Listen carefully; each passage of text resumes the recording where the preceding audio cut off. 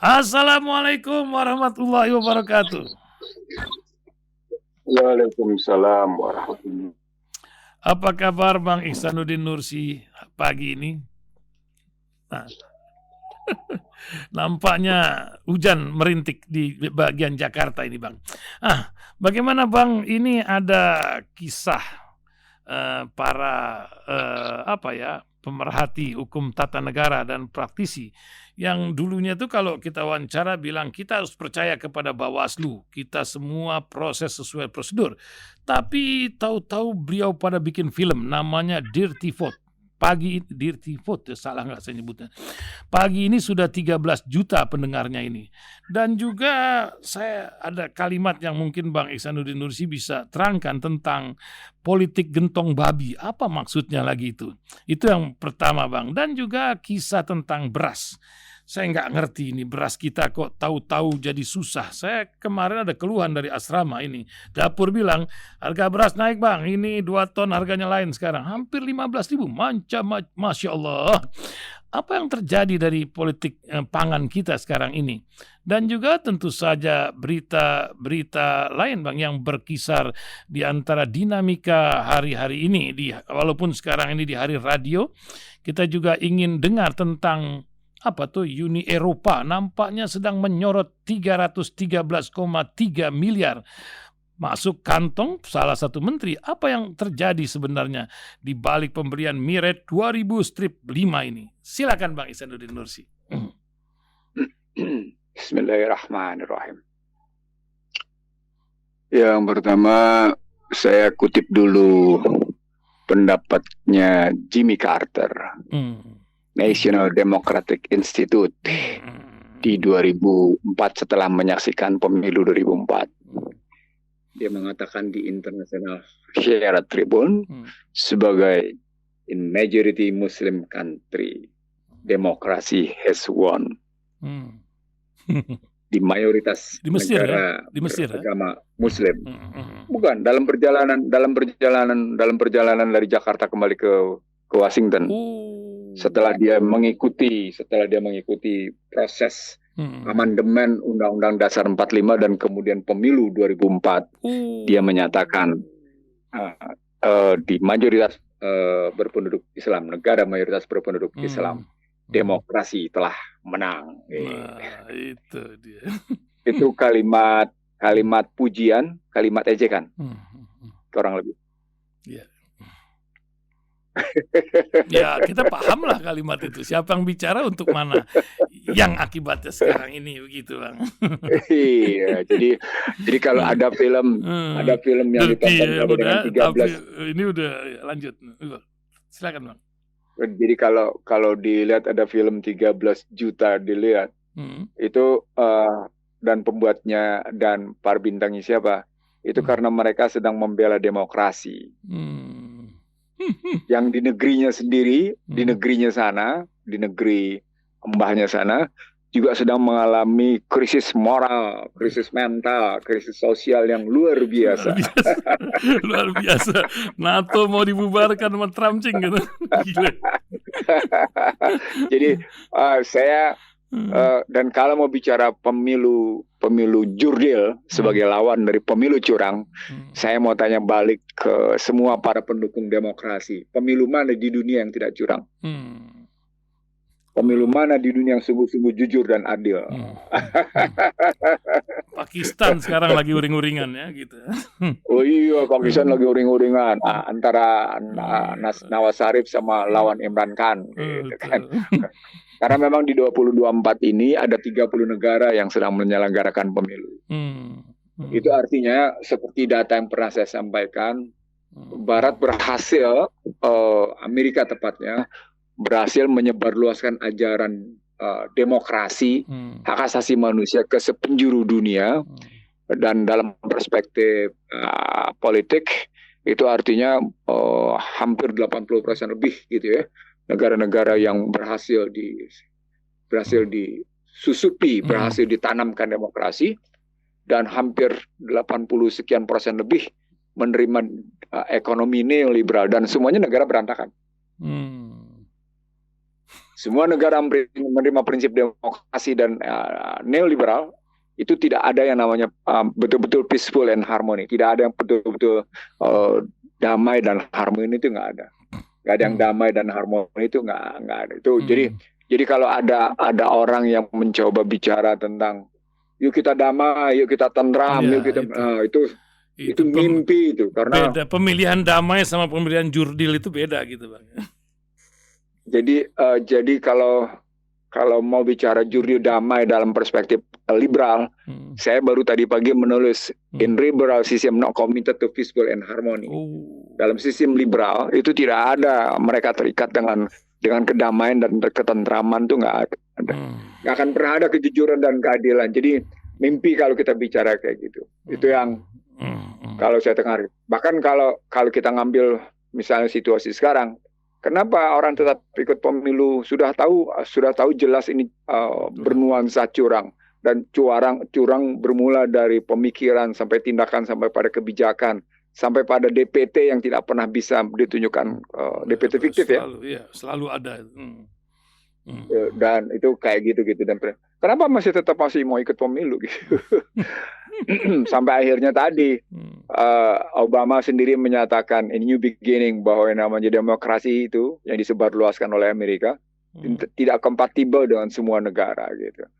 Amerika sendiri tidak melakukan popular vote, tidak sendiri melakukan public vote. Dia pakai electoral vote, tapi Indonesia kan pakai public vote, pakai luber, pakai langsung umum. Lebih lah di sana. Jadi kita sudah jauh kalau menurut pandangan saya. Film Dirty Vote dengan ditonton sampai sedemikian rupa itu karena keberhasilan pendidikan Barat di Indonesia. Keberhasilan pendidikan Barat di Indonesia, keberhasilan kita menanamkan satu nilai yang kita makin tercerabut dari akar budaya bangsa, makin tercerabut dari jati diri bangsa, makin bagi Islam dengan pernyataan Jimmy Carter kayak gitu, itu makin tercerabut dari, maaf ya, izinkan saya memohon maaf, astagfirullah, makin tercerabut dari ajaran Islam.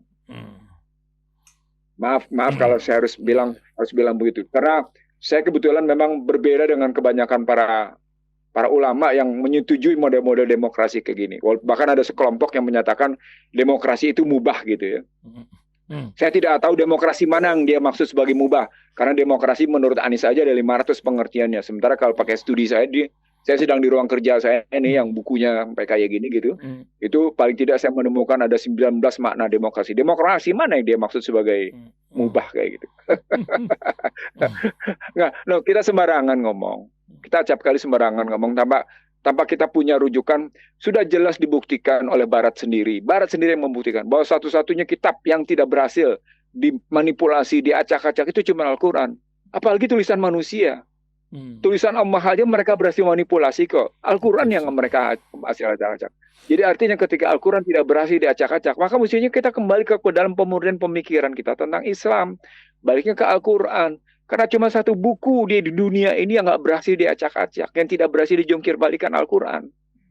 Dan itu sudah jelas. Jadi kalau kita bicara macam-macam, maka pertanyaan besarnya referensi Anda apa? Kalau referensinya adalah buku yang inkonsisten, buku yang diacak-acak. Undang-Undang Dasar 2002 dinyatakan sendiri adalah membuatnya sebagai inkonsisten pada paradigma, teori, dan konsepsi. Kok Anda junjung tinggi gimana sih? Secara akademik aja udah gugur kok itu. Itu nggak lulus D3, nggak lulus S1, S2, apalagi S3. Kok Anda bela habis-habisan? Padahal diakui sebagai inkonsistensi pada paradigma, konsepsi, dan teori. Gimana logikanya? Terus Anda bilang, ini hebat demokrasi Indonesia sebagai terbesar, terhebat di Asia, terhebat. Terhebat apanya coba? Pembelajaran dari mana coba? Masya Allah. La haula wala quwata illa billah. Saya mungkin sekali lagi, saya pernah bilang juga di reses, saya mungkin berbeda dengan banyak orang gitu ya. Tapi kan ini saya belajar, saya punya referensinya, saya pegang buku wajib saya Al-Quran. Gitu. Buku wajib saya bukan buku. Lalu kemudian buku wajib saya tabrak-tabrakin dengan yang namanya pemikiran datang dari Barat. Ya kalau Anda tetap bangga dengan pemikiran Barat, ya silakan tuh nikmati kehidupan seperti di Amerika sana, seperti Anda nikmati nggak usah di Barat sana deh. Nikmati seperti di Finlandia yang katanya happiness index-nya tinggi. paling tinggi, tapi ternyata mereka merasa kesepian. Mereka nelongsol gitu dalam hidup karena merasa kesepian dari situasi yang kayak gitu gitu. Mereka kelihatan baik, tapi teman mereka juga merasa kesepian. Itu fakta yang mereka akuin bahwa mereka dinyatakan sebagai negara paling bahagia, tapi ternyata mereka merasa kesepian. Gimana coba?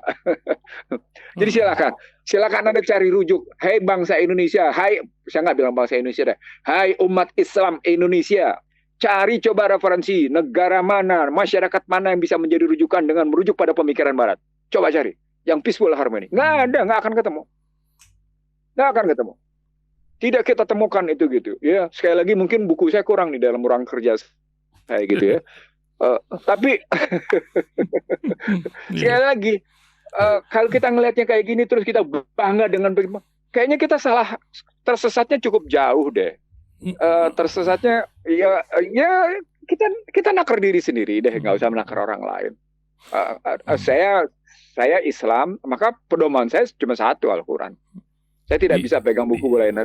Buku lain-lain itu harus tunduk pada ajaran Al-Quran. Begitu dong berpikirnya. Buku-buku lain itu harus tunduk pada yang namanya hadis gitu. Di perpustakaan Bang Ihsanuddin Nursi ada buku Ronggo Warsito nggak, Bang? Karena ada sebuah tulisan. Nah, itu kalau ambil cerita tentang Jawa kayak gitu, bahkan saya punya tentang bagaimana Buddha, bagaimana saya cerita tentang Konghucu, bagaimana cerita tentang Bible gitu ya.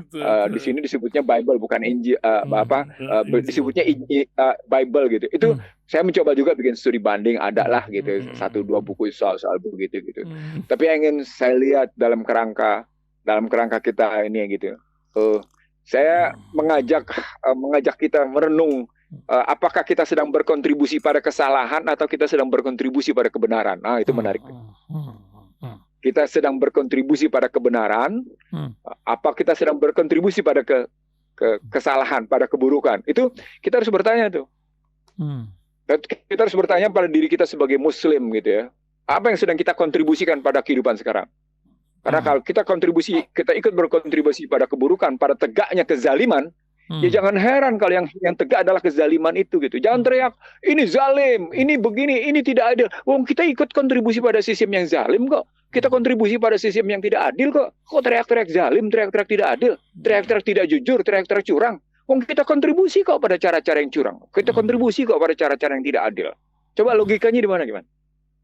Logika berpikirnya gitu loh. Yang harusnya kita benahin, kita lurusin gitu. Mungkin terkejut ya. Kalau ada orang sekarang dengar di rahasia mungkin terkejut omongan saya. Tapi ini saya bukan omongan baru karena sejak saya di DPR aja saya sudah tidak mau nandangan surat ke IMF. Saya tidak mau ngemis-ngemis ke Bill Clinton. Saya tidak mau ngemis ke nama Stanley Fisher. Nggak mau saya. Nggak ada cerita. Biarin teman-teman saya. Nggak ada cerita. Oh ini saya sedang di... Kan tesis saya begini, sejak KNB, sejak 27 Desember 49 hingga hari ini, Indonesia itu dijajah. Neokolonialisme, kolonialisme baru. Sadari dong bahwa kita harus keluar dari penjajahan itu gitu loh. Kita harus membebaskan diri. Alinea 1 itu tidak lagi tegak di negeri ini gitu. Sejak yang namanya KNB hingga hari ini gitu. Entah itu zaman Soeharto, entah itu zaman Soekarno, entah itu zaman Abdurrahman Wahid, entah itu zaman Habibie, entah itu zaman Mega, sampai hari ini. Nah, kelihatannya saja kita merdeka, kelihatan saja kita berdaulat, tapi dalam fakta coba enggak kok. Coba saya bilang misalnya begini, contoh sederhana, redenominasi misalnya 1000 jadi seperak. Coba lihat dalam jangka panjang, lihat dari tahun 64 hingga hari ini. Sudah berapa sekarang perbedaannya? Kita hari ini menghadapi 15.636 rupiah. Coba, kejatuhan rupiah kayak apa dalam jangka panjang? Itu keberhasilan perekonomian atau kegagalan sistem perekonomian? Jangan bilang itu cuma sekedar penyederhanaan nilai tukar dari 1.000 menjadi 1 rupiah. Itu penyederhanaan masuk ke sistem digital currency, iya. Tapi bukan berarti penyederhanaan nilai tukar, karena itu menggambarkan kegagalan perekonomian. Walaupun Anda membandingkan dengan 16 negara lain, itu gagal, sukses segala macam. Tapi poinnya adalah ketika sistem perekonomian gagal, itu berarti kegagalan sistem politik. Itu yang dinyatakan oleh ahli ekonominya, yang namanya Joseph Stiglitz. Ketika yang namanya berbulan-bulan Wall Street itu diduduki, itu menggambarkan ini menunjuk bahwa telah terjadi kegagalan sistem, kata dia. Dan disebut di situ kegagalan sistem perekonomian. Kenapa? Karena bailout yang dikeluarkan oleh pemerintah Amerika telah disalahgunakan dan akhirnya hanya untuk menghidupkan Wall Street. Sekarang sama, 6,9 triliun lahirnya Kensington, kayak gitu. Lahir Los Angeles homelessness. Lahir kemudian situasi masyarakat Amerika yang tidak terima dengan kebijakan Biden mendukung Israel. Coba, gimana ngelihatnya? Kan ada masalah berarti. Kok ya kita tetap, Masya Allah. Masya Allah. Benar deh, saya dalam posisi, kalau boleh dibilang saya dalam posisi, saya tak habis pikir gitu. Ada orang, ya yaudah kita lihat positifnya gitu. Ada yang mencoba berbisik. Iya, saya lihat positifnya. Tapi bandingkan juga yang negatifnya dong. Kan mizan cara kita ngelihat. Kita ngelihat, kita wasatan. Ada hal positif, ada negatif. Mana lebih banyak? Sama seperti Al-Quran menyatakan tentang judi. Mana lebih banyak? Positifnya atau negatifnya? Mari kita lihat aja. Sama seperti juga sekarang orang pasang-pasang spanduk macam-macam luar biasa. Terus akhirnya ditentukan oleh permainan seakan judi ini. Karena soal perhitungan suara kan. Soal perhitungan suara yang memang Anda ikut menentukan perhitungan suara. Anda bisa ngontrol perhitungan suara. Sama seperti kasus 2019. Take down sebentar terus angka-angka berubah. Gimana ceritanya? Itu dia. Sama seperti Anda ribut di Mahkamah Konstitusi yang disebut dengan Mahkamah Kalkulator. Mereka cuma main menghitung soal perhitungan suara yang tidak beres. Mereka tidak pernah mau melihat yang namanya daftar pemilih fiktif. Coba gimana coba kita ngitungnya? Kalau sudah sampai detail kayak gitu. Makanya kalimat saya menjadi begini. Kalau DPT itu adalah gambaran suara rakyat. Dan suara rakyat adalah suara Tuhan. Dan di situ disebut sebagai kedaulatan. Dan faktanya adalah DPT fiktif. Bukankah itu gambaran bahwa suara rakyat sebagai suara Tuhan menjadi kedaulatan fiktif? Menjadi suara Tuhan yang fiktif? Dan kemudian kita bermain wailul lil mutaffifin? Logis gitu. Logis nggak begitu? Logis kan, kalau kita urut-urutnya, kalau kedaulatan rakyat diwujudkan dengan yang namanya DPT, daftar pemilih tetap, dan ternyata DPT-nya fiktif gitu ya. Sudahlah sistemnya salah, kita dihadapkan lagi oleh namanya DPT fiktif kayak gitu. Maka berarti kalau suara rakyat itu suara Tuhan, itu berarti suara rakyatnya fiktif, suara Tuhannya fiktif, kedaulatan rakyatnya fiktif. Lalu kita berjalan di atas sesuatu yang fiktif. Bukankah kita akhirnya berhadapan dengan wailul lil mutaffifin? Coba kita jelaskan dalam cara berpikir kita gimana coba. Mari kita buka otak kita, mari kita buka dada kita, buka pikiran kita dengan cara-cara kayak gini gitu. Itu yang saya maksud. Itu yang saya maksud, supaya bukan kita mau menarik jarak dengan sistem politik, enggak. Islam tidak boleh menarik jarak dengan sistem politik.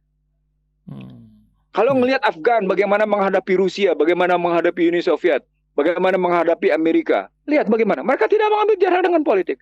Bagaimana dengan Hamas? Bagaimana sekarang dengan Rafah yang 1 juta manusia dievakuasi hanya karena Israel menghajar habis-habisan? Apa mereka kemudian mengambil jarak sama politik? Enggak, mereka ngambil jarak dengan politik. Tapi kita harus bersikap dengan konstitusi. Kalau saya baliknya ke konstitusi, mari kita bersikap sesuai dengan konstitusi. Maka pertanyaan, apakah kemudian setelah Anda menang dengan suara curang, Anda bersumpah dengan konstitusi, sumpah Anda menjadi bukan sumpah palsu? Logikanya terus kita tarik ke situ gitu. Kita demi Allah, saya akan melanjutkan penegakan konstitusi yang menjalankan perundang-undangan dengan seluruhnya. Ini sumpah asli, sumpah palsu nih. Iya, ada yang bilang harus berani culas dan tahan malu, katanya begitu Bang, kalau mau bertindak seperti yang dibilang tadi. Kalau harus berani bertindak culas dan tahan malu, berarti benar kita sudah kehilangan moral dong. Kita sudah kehilangan iman. Itu dia. Tapi Bang, kemarin saya wawancara dengan Farid Gaban ya. Dia bilang begini Bang, saya sudah 20 tahun golput, tapi baru besok saya tidak golput katanya. Mungkin dia juga di luar telepon, dia bincang juga tentang 3 Maret ya, itu kan peristiwa Ottoman, itu kan cerita di balik cerita 100 tahun hanya 20 hari lagi ini. Bang Ihsanuddin Nursi juga pernah cerita masalah ini. Ini kan sebuah momentum yang entah rencana Allah apa yang akan terjadi. Kita nampaknya masih menunggu ini. Bagaimana Bang? Kalau cerita soal 20 tahun golput, lalu sekarang baru besok ikutan memilih gitu ya. Maka pertanyaannya, mungkin karena dia terpanggil untuk ikut membela yang merasa harus dia bela. Itu ya. Kalau kita memang harus membela sesuatu yang harus kita bela, dalam hal ini kita membela kebenaran gitu. Terpanggil kita untuk menegakkan yang hak adalah hak dan menyingkirkan yang batil adalah batil. Saya oke-oke aja. Tapi pertanyaan, betul nggak kita sedang berkontribusi untuk menegakkan yang hak dan menyingkirkan yang batil? Itu dulu pertanyaannya. Nah, pertanyaan mendasarnya, apakah sistemnya benar nggak bahwa ini adalah sistem yang hak, bukan sistem yang batil? Ini dulu pertanyaannya. Ini sistem ini, ya saya akan kutip pertama kali, in majority Muslim country, democracy has won. Itu pernyataan Jimmy Carter ketika dia sukses menggeser Indonesia dari model demokrasi tidak langsung untuk pemilihan presiden menjadi demokrasi langsung, dan kemudian dideklarasikan ke seluruh dunia lewat International Herald Tribune bahwa di mayoritas Muslim ini, negara mayoritas Muslim, demokrasi telah menang. Dan kemudian pengakuannya namanya Obama di New Beginning di Al-Azhar Kairo. Dan kemudian berbagai tulisan di Amerika yang menyebut demokrasi paling mematikan untuk bangsa lain adalah demokrasi. Dan maksudnya demokrasi liberal, karena sistemnya liberal. Dan kemudian disebut juga bahwa namanya liberal ternyata mental disorder. Oke, terserah Anda sedang berkontribusi pada kebaikan, kebenaran, atau sedang berkontribusi pada keburukan atau kesesatan, itu pilihan-pilihan hidup kita. Karena memang hidup adalah pilihan. Nah, sekarang kita masuk ke dalam Ottoman. Saya mencoba menarik satu siklik ke siklus 7 abad, siklus 5 abad, siklus 3 abad, siklus 1 abad. Kalau kembali ke dalam siklus 7 abad, mau tidak mau, kalau melihat juga petanda yang muncul di Jazirah Arab, di mana Jazirah Arab sudah banyak pepohonan, sudah rimbunan, Danau Tiberia sudah mulai mengering. Gitu. Kok bisa gitu?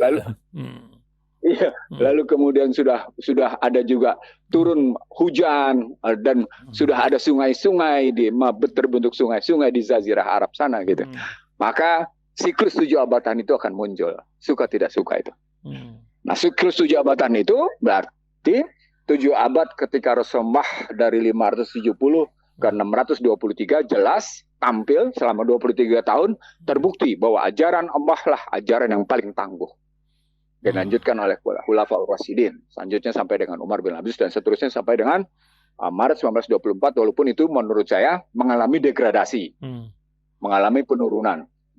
Nah, penurunan itu pada kerangka misalnya bisa dilihat pada peristiwa jatuhnya, kan mesti kita mundurin ke belakang, misalnya kalau pada cerita abad 15 ke abad 20 gitu. Abad 14, 15 sampai dengan itu, kan bisa kita lihat bagaimana Turki mulai merajai sebagian kawasan di dunia, yang kemudian membuat risau Vatikan, membuat risau Inggris. Sehingga muncullah apa yang saya sebut sebagai perjanjian Tordesillas dan Zaragoza, di mana dunia dikapling-kaplingin, gitu ya.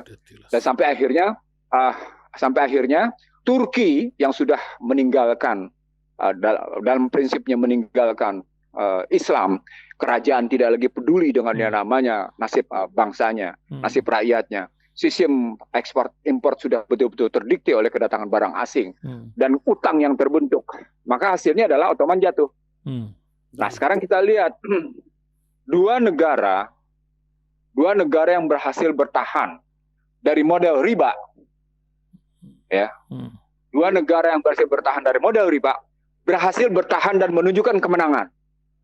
Afgan menunjukkan terbebas dari modal riba. Indonesia 90% terkena riba. Lalu dinyatakan Allah dan Rasulnya akan memerangi kalian. Konkret. Tuh, Quran Al-Baqarah. Konkret sudah. Dan itu sekarang terbukti kita sedang berhadapan dengan namanya Allah dan Rasulnya sedang memerangi. Karena riba sudah masuk sampai ke dunia pendidikan tinggi dengan membenarkan pinjol. Pinjol itu bahkan sampai menimbulkan kematian. Iya. Seorang mahasiswa di Sastra UI, menurut kemarin ada cerita, itu sampai membunuh adik kelasnya karena pinjol. Itu karena badan hukum pendidikan sudah komersial, negara tidak lagi bertanggung jawab soal pendidikan. Sudah sedemikian rupa sudah.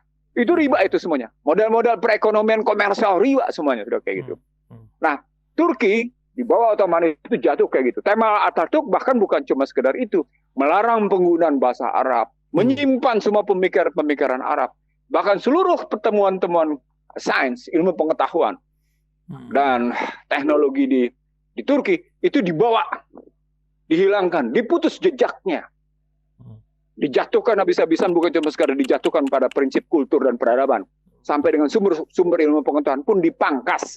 Seolah-olah Islam tidak pernah punya peninggalan atas kemajuan ilmu pengetahuan. Sama seperti kasus dijatuhkannya negara 1001 malam Irak oleh yang namanya Amerika pada Maret 2003. Itu sesungguhnya meninggalkan hancurnya peradaban Islam. Tidak boleh lagi ada sisa-sisa Islam. Jadi bukan cuma sekedar menjatuhkan Irak, itu menghapus jejak Islam, menghapus jejak kebudayaan Islam.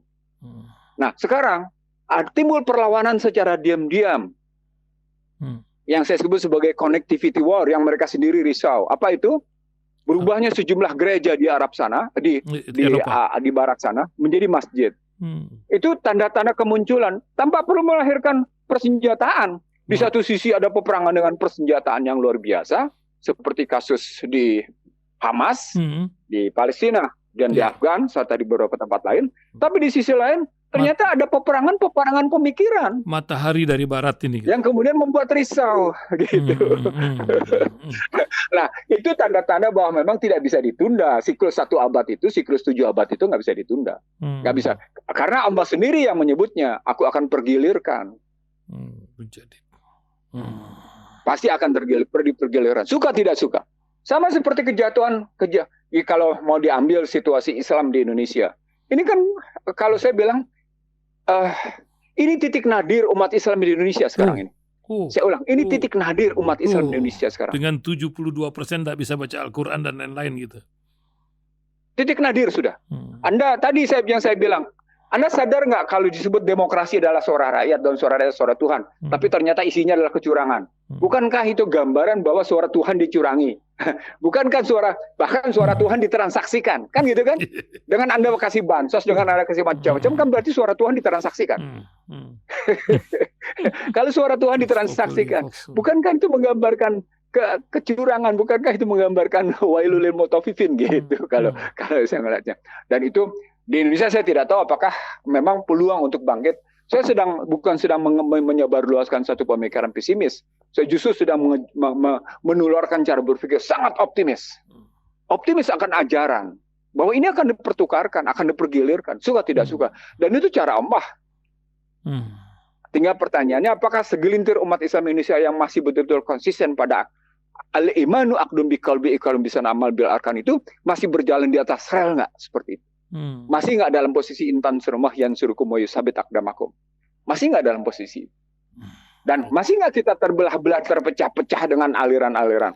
Karena sepanjang tidak menjadi umatan wahidah, seperti Rasul sebagai umat Islam yang satu, kita nggak akan pernah bisa bangkit. Nggak akan pernah ada yang namanya kul huwallah hu ahad, itu nggak akan pernah ada itu gitu. Artinya ahad bukan pengertian kita berpikir tentang Allah yang esa, bukan itu, tapi bagaimana umat Islam yang satu menjadi satu karena ajaran yang satu, ajaran yang menyatukan. Dalam sejarah perdebatan umat manusia, baik dari zaman Yunani, Romawi, sampai akhirnya kemunculan Muhammad Rasulullah SAW hingga hari ini, sesungguhnya tidak ada ajaran kemanusiaan yang tangguh kecuali ajaran kemanusiaan berpola tangguh, yakni Islam. Itu konkret itu. Itu konkret sudah pasti. Tidak ada yang bisa ngebantah bahwa ternyata ajaran kemanusiaan yang disodorkan oleh Islam lewat yang namanya pengajaran Muhammad SAW itu pengitu ajaran kemanusiaan paling tangguh. Kan mereka bicara people centered development. Mereka bicara tentang humanity capital, tentang humanity. Mereka bicara tentang human capital. Mereka bicara tentang pentingnya mencapai peaceful and harmony. Tapi pada saat yang sama mereka menyebarluaskan prinsip-prinsip yang curang, prinsip-prinsip yang liberal, prinsip-prinsip yang basisnya material. Mana mungkin? Ajaran setan, ajaran iblis itu, materialisme itu tidak akan pernah sampai ke situ. Tidak akan pernah menjunjung itu gitu. Jadi kalau balik lagi ke Ottoman ya, itu soal waktu akan terjadi. Dan kalaupun tidak muncul dari Indonesia, akan muncul di tempat lain. Kenapa tidak muncul di Indonesia? Ya tadi, syaratnya 90% muslimnya itu terkena riba semuanya gitu. Kenapa? Karena negaranya mengajarkan riba gitu. Ya sudah, apa indikatornya? Itu tadi, pinjol sudah masuk perguruan tinggi dan dibenarkan oleh perguruan tinggi. Tidak perlu perguruan tinggi ternama atau bukan tidak ternama. Semuanya sudah begitu. Kan menyedihkan. Masuk fakultas kedokteran minimal 450 juta. Ada yang sampai 800 juta, kan dahsyat kan. Sementara dokternya harus ke daerah 3T gitu kan, bingung juga gitu. Sekarang Nggak lagi. Nggak lagi. Dengan undang-undang kesehatan nggak ada urusan. Karena yang menentukan bukan lagi, nggak ada lagi ketiga T. Ketiga T itu undang-undang lama. Kalau undang-undang kesehatan yang baru, Anda akan tunduk pada kemauan yang namanya One Health. Apa itu? Pendiktean kedaulatan kesehatan. Nah itu yang pidato saya 21 Juni 2023 akan ada yang namanya hegemoni kedaulatan kesehatan, sehingga berlakulah satu sehat, One Health. Gitu. Tunggu aja tuh di bulan Mei, bulan Juni nanti berlakunya. Gitu. Tahun ini. Dan kita tidak dengar dari kampanye kemarin kecuali cuma Ganjar yang menyatakan One Health, satu kata, dan dia tidak jelas juga menerjemahkan apa itu One Health, satu sehat itu. Gitu. Beras, Bang, belum dijawab. Oh iya, soal beras. Saya baru baca laporan Badan Pangan Nasional. Bukan, ya, lanjut. Laporannya menunjukkan seluruh komoditas tidak dijamin stabilitas harganya kecuali beras. Nah, saya baru baca aja. Saya baru baca kemarin tentang jadi macam susu, macam gula, macam kedelai, macam minyak sawit, itu stabilitas harganya tidak dijamin karena negara tidak punya stok untuk itu. Ya, negara tidak punya stok. Kecuali beras katanya. Beras ketersediaan cukup dan karena itu kami menjamin harganya stabil. Tapi dalam praktek kan nggak ada. Enggak. Dalam praktek nggak ada. Bahkan Badan Pangan menyatakan itu stok itu ada di Bulog katanya. Jadi saya tidak tahu mana yang bisa kita pegang. Pernyataan Badan Pangan atau kenyataan lapangan. Nah gitu. Ini sama seperti pernyataan tentang Gini rasio, tentang tingkat ketimpangan yang katanya 0,388 atau 0,389, tapi dalam praktek, dalam riset teman-teman yang lain antara 0,45 sampai dengan 0,49. Mana yang kita pegang? Itu yang saya bilang. Data di Indonesia tidak bisa dipegang dalam rangka enaknya mendikte Indonesia dari data. Itu makanya kemudian pusat-pusat data kita dimasuki oleh orang asing. Gitu. Itu makanya Indonesia tidak pernah. Itu termasuk soal data, soal DPT itu tadi. DPT itu bagian dari bagaimana Indonesia didikte. Jadi lagi-lagi kita tidak pernah punya data aktual dan akurat. Kenapa? Karena jadi kalau Soekarno pernah berpikir knowledge based policy gitu ya, database policy gitu ya, kebijakan berbasis pengetahuan, kebijakan berbasis data. Pada tahun 60-an. Nah itu disadari. Nah ternyata yang namanya Bank Dunia nggak kepingin Indonesia punya itu. Karena dengan kebijakan yang akurat dan aktual, Indonesia bisa tidak terjajah. Jadi memulai membebaskan diri dari penjajahan itu sederhana sesungguhnya. Kebijakan berbasis pengetahuan. Kalau basisnya kebijakan berbasis pengetahuan, itu artinya kebijakan yang punya kebenaran. Artinya kebijakan yang punya keberpihakan. Artinya kebijakan yang mengutamakan dalam negeri. Bukan kebijakan yang membenarkan gaya neoliberal. Gitu loh. Orientasi ekonomi terbuka keluar nggak karu-karuan. Itu ditulis dengan baik oleh Soekarno loh. Dalam 7 bahan indoktrinasi. Jadi kalau PDIP sekarang teriak-teriak kayak gitu, ya mereka nggak baca 7 bahan indoktrinasi. Bukan Soekarnois ya. Jadi lagi-lagi kalau kita mengambil soal data tadi, soal data beras, mana yang kita pegang nih? Apakah data bahan pangan yang menyatakan ketersediaan cukup sehingga harga stabil, atau kenyataan di lapangan naik terus harganya? Beras mahalnya luar biasa gitu. Artinya apa? Sesungguhnya artinya ketika price stability. Nah ini tesis besarnya nih. Dan ini disampaikan juga oleh Soekarno yang kemudian Soekarno ngomongnya tahun 60, Stiglitz ngomongnya 2011. Joseph Stiglitz maksud saya, pemenang Nobel ekonomi. Ketika stabilitas harga pada barang-barang hajat hidup orang banyak tidak terkendali, pada hakikatnya negara itu adalah lumpuh. Dikendalikan negara itu adalah impoten. Dan itu negara gagal. Itu sudah. Itu makanya Stiglitz bilang itu sistem yang gagal. Jadi ketika negara tidak bisa menghadirkan stabilitas harga pada hajat hidup orang banyak, pada barang dan jasa publik, maka negara tadi adalah negara gagal. Gitu. Ya, itu dia. Ya, inilah Alkisah. 4 menit lagi, Bang. Oke. PT Teknologi Militer Indonesia, Bang. Wah, Ini menarik. Ini itu yang jadi sorotan. Di bangsa jadi saya pernah menyajikan, tapi di ini juga pernah saya bilang di Rasil. Jadi pada Trump sebagai presiden ke 45 ke 45 ke 44 saya lupa. Dia mengkritik sejumlah negara Uni Eropa yang anggaran militernya tidak sesuai dengan kesepakatan NATO. Ini 3% terhadap PDB, gitu. Anggaran pertahanannya, anggaran militernya. Jadi dia bilang, ini cuma Amerika dan beberapa negara saja, selebihnya dikeluarkan statistik negara-negara yang tidak memenuhi komitmen itu. Betul, hari ini.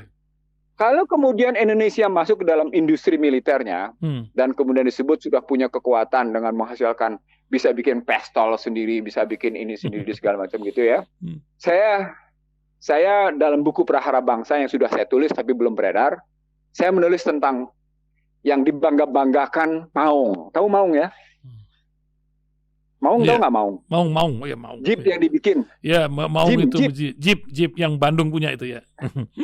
Iya, betul. Saya menelisik kemudian komponen dasarnya. Tahu komponen dasarnya apa? Mesin yang dibuat oleh Jepang, yang cc-nya mencapai 2.459 cc.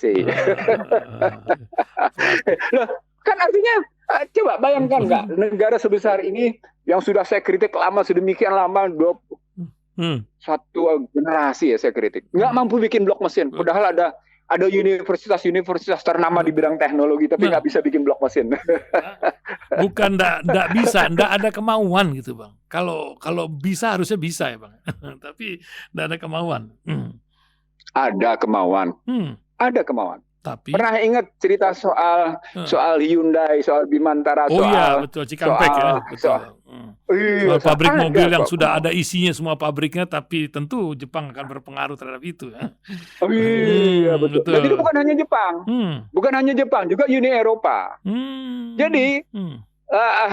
Jadi ketika kita bicara pertama kali soal industri militer, industri pertahanan, kata kunci pertamanya adalah soal engine, soal otomotif. Soal mesin, itu kata kunci pertamanya. Kalau kata kunci pertamanya kita tergantung pada pihak luar, sesungguhnya industri militer kita tergantung pada pihak luar. Gitu. Itu makanya Jepang bisa bangkit karena dia sudah terbebas dari pendekatan asing dalam rangka industri otomotif. Sudahlah, memang semangat Bushido-nya bagus, semangat Bushido-nya bagus gitu ya. Iya, lalu kemudian dia bisa bikin, saya ingat Bemo nggak? Ingat Bemo yang roda 3? Salemba bolak-balik ya. Itu mesin pertama yang dimunculkan Jepang ketika Jepang menyatakan kepada dunia bahwa dia sudah terbebas dari tekanan sehingga dia berhasil membuat Bemo. Itu pernyataan Jepang 40 tahun masih jalan itu pernyataan barang. Jepang bahwa dia kalah perang tapi dia bisa kayak. Ingat nggak juga pertarungan antara Toshiba sama IBM? Iya. Bagaimana soal laptop yang katanya ditiru? Ingat nggak tape recorder yang katanya tadinya tape recorder besar lalu dikecilin sama Jepang? Sony, itu juga katanya meniru. Itu bukti bahwa Jepang pada periode 60-an, 65-an sampai dengan tahun 70 dia sudah menyatakan ke dunia Asia, khususnya Asia, bahwa dia sudah bebas merdeka dari tekan manapun. Dan kemudian pada periode tahun 70-80, dia menyatakan kepada Barat bahwa dia sudah bisa mengekspor mobilnya. Terjadilah perlawanan para buruh Amerika di sana ketika Jepang membuka industri otomotifnya di Amerika. Itu ekonomi internasional tuh. Itu studi pembelajaran ekonomi internasional yang begitu mendalam tuh dari pertarungan itu. Jadi balik lagi ke saya ingin mengatakan jiwa dari industri pertahanan itu elektrik dan engine mesin gitu. The man behind the gun-nya, manusianya memang menjadi sangat penting. Sama seperti katakan Hamas. Hamas itu membuktikan the man behind the gun-nya. Sama seperti Afgan, itu the man behind the gun-nya. Kalau kemudian sejumlah tentara Israel berhasil dipukul sedemikian rupa dan Hamas yang kecil itu bisa bertahan lebih dari beberapa bulan, dari 7 Oktober loh hingga sekarang. Tentara yang jumlahnya kecil itu bisa bertahan habis-habisan. Gimana ceritanya coba? Masya Itu Allah. kan the man behind the gun-nya. Itu bukti bahwa andai kata engkau sungguh-sungguh beriman dan bertakwa, maka musuh melihat kekuatan kamu 10 kali lipat. Betul. Wih, Itu Allah membuktikan itu. Waktu Jadi, pula nih Bang mari yang kita bertanya pada batas. diri kita. Bang. Jadi mari kita bertanya sama diri kita. Industri pertahanan itu juga ada pada namanya manusia. Ada individu, bukan hanya pada negara. Dan ketahanan manusia, industri pertahanan manusia, itu dimulai dengan apa yang manusia itu konsumsi. Konsumsi fisiknya, biologinya, psikologinya, dan pikirannya. Nah, Padahal sudah dinyatakan sejak ruhnya dihembuskan. Alastu rabbikum, qalu bala sahidna. Al-A'raf 172. Artinya, konsumsi awalnya adalah konsumsi tentang keimanan. Lalu Allah mempertanyakan apakah keimanan itu dipegang atau tidak. Nah, mau Itulah nanya nih Bang. ketahanan manusia. Nih, ketahanan manusia dalam hal konsumsi ini Bang. Ini menyangkut hari radio nih. Sekarang ini hari radio sedunia Bang. Radio ini orang banyak bilang the theater of mind. Keberadaan Rasil sudah hampir 15 tahun ini. Bang Ihsanuddin Nursi mungkin 10 tahun sudah mendampingi Rasil. Apa yang bisa diingatkan dari sebuah konsumsi asupan hari-hari yang kita berikan kepada pendengar sebagai penutup bincang kita pagi ini Bang? Silakan Bang. Ada 5 hal yang saya sampaikan. Yang pertama, radio bisa menyesuaikan diri dengan model perkembangan ICT. Dengan model perkembangan teknologi komunikasi. Bagaimana model penyesuaian dirinya? At any time, at any place, radio bisa didengar, bisa dipancarkan, gitu ya, dimanapun, gitu, dan bisa disebarluaskan demikian, gitu. Misalnya dengan streaming, bahkan Rasil sendiri sudah bisa didengar di 38 negara, bisa didengar di 60 negara. Itu kemajuan teknologi. Persoalan pokoknya adalah muatan apa yang bisa kita berikan ke dalam model streaming ini. Kata kuncinya muatan. Muatannya adalah muatan yang juga harusnya mengikuti model tidak lagi lateral dan linear, tapi model sekuensial dan kuantum. Apa artinya? Pendekatan, Masya Allah, kalau saya ngambil contoh diri saya nggak enak ya. Yang model pendekatannya model pendekatan multidisiplin. Nah, pendekatan multidisiplin itu membutuhkan pembelajaran baik para pelakunya maupun pada penerimanya. Jadi para mereka yang berdiri di belakang mikrofon di studio dengan yang mereka yang berada di belakang mikrofon di studio dan mereka yang ada di depan speaker radio atau di depan handphone gitu, itu adalah orang-orang yang memang berupaya untuk terus-menerus meningkatkan kapasitas pengetahuannya lewat radio. Itulah peran radio, karena itu sarana paling ampuh dalam rangka dakwah. Sarana itu kan sama dengan loudspeaker. Sama dengan loudspeaker. Sekarang dengan model perkembangan telekomunikasi, maka loudspeaker sudah sampai dimanapun di pojok dunia.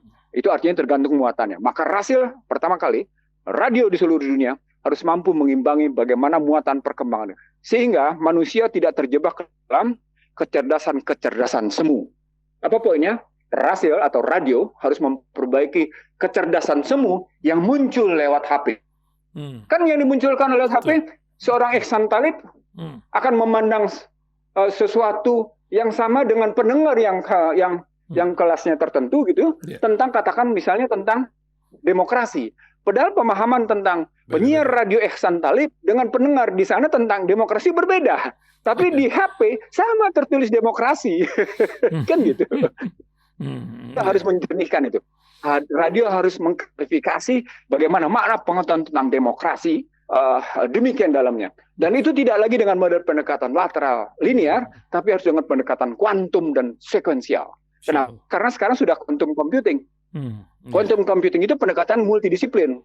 0110 itu sudah demikian bervariasi, sehingga lompatan-lompatan berpikir demikian jauhnya. Itu kuantum. Itu yang pertama. Ini jadi panjang nih kalau Anda tanya begini. Ini Anda lagi ngeliatin jam aja ini. Oh, tapi habis ini siaran ulang. Makanya kalau Anda ditanya kayak gini, Anda panjang ceritanya karena kebetulan Anda pernah punya pengalaman di radio sebelum orang ketika Anda menjadi anggota orari yang tidak tahu Romeo Papa tahun 70 berapa tuh. Bagi penutup, kalau Syahnuddin Nursi salah dalam kesempatan ini, tentu saja memohon maaf dan memohon ampunan dari Allah. Mudah-mudahan kita tetap dalam bimbingan dan dalam berkahnya serta selalu dalam perlindungannya. Amin. Allahumma wa bihamdika asyhadu alla ilaha illa anta wa astaghfiruka wa atubu ilaik. Assalamualaikum warahmatullahi wabarakatuh. Waalaikumsalam warahmatullahi wabarakatuh.